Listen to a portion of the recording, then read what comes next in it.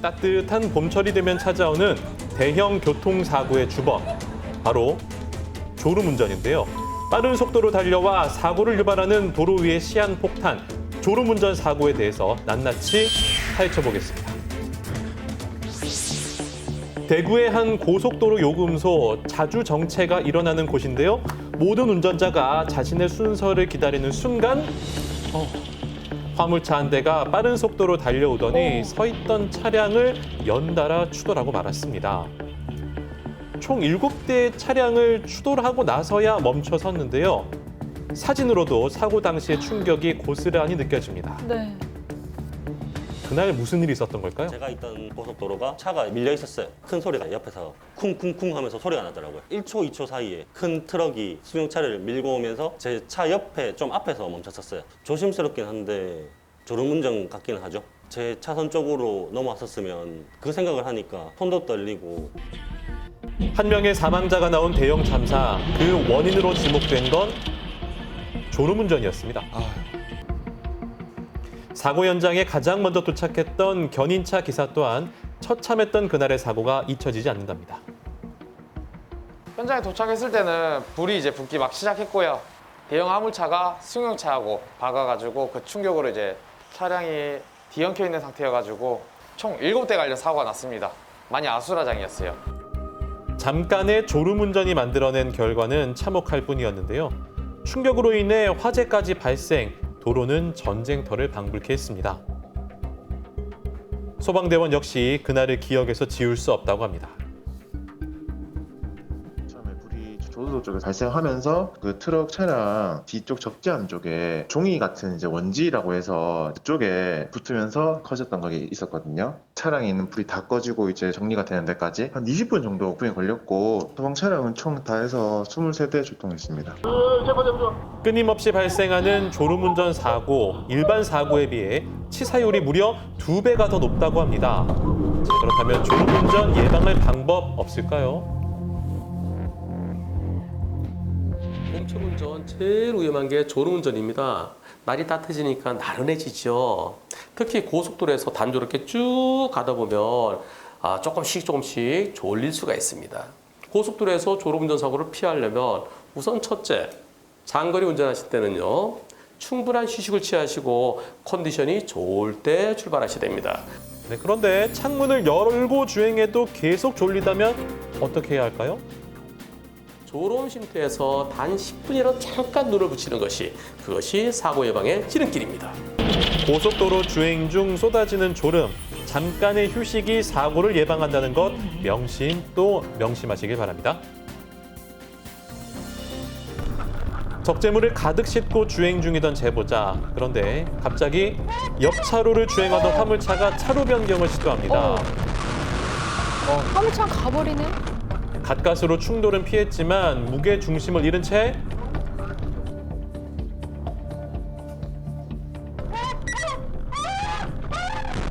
전복되고 말았습니다.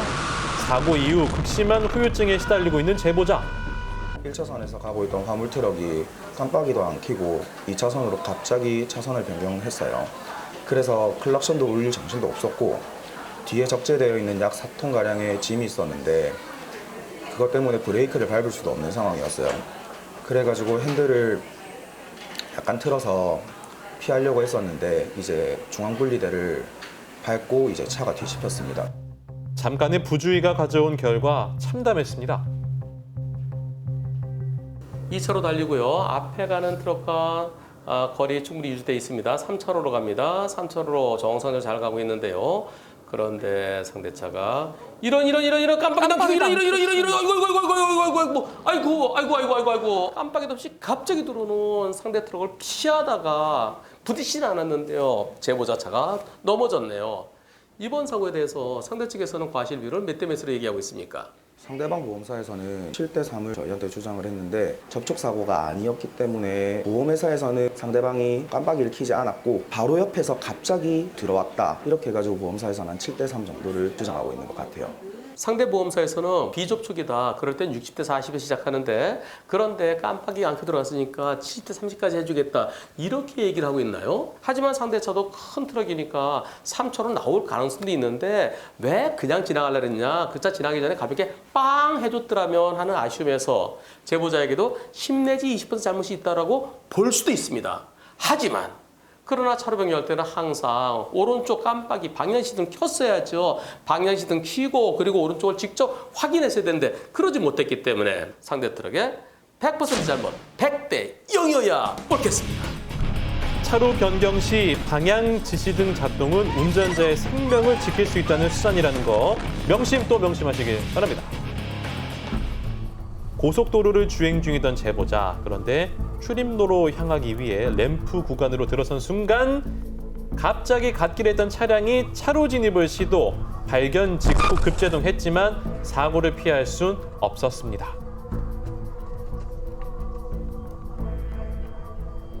램프 구간으로 진입을 하려고 방향 지시등을 켜고 자연 감속을 하면서 진입을 하고 있는데 길에 서 있던 차가 내부 진출을 할 거라고는 전혀 생각을 못한 상황이었고 제가 급하게 브레이크를 밟았지만 달리던 속도에서 어쩔 수 없이 충돌을 하게 된 사고였습니다. 제보자 2차로 달리면서요. 오른쪽 7곡으로 나갈 겁니다. 오른쪽에 차 한 대 서 있네요.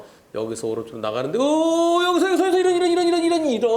이런 아이고 갓길에 서 있던 차가 쑥 들어온 바람에 제보자 피하지 못하고 부딪혔는데요. 이번 사고에 대해서 과실 비율 어떻게 얘기되고 있습니까? 최초에 전화가 저한테 왔을 때는 제가 후미에서 추돌했기 때문에 100% 제 과실로 처리를 하면 되겠냐라고 저한테 물어봐서 통화 마치고 나서 경찰서에 사고 접수를 하게 됐습니다. 사고 조사가 끝나고 상대방 보험사에서 상대방 과실 70 그리고 제 과실 30%로 요청을 한 거죠. 경찰에서 갓길에 서 있다가 나온 차가 더 잘못이다. 그 차가 가해 차량이다라고 그렇게 결정이 돼서 지금은 제보자 30, 상대차 70을 얘기하나요?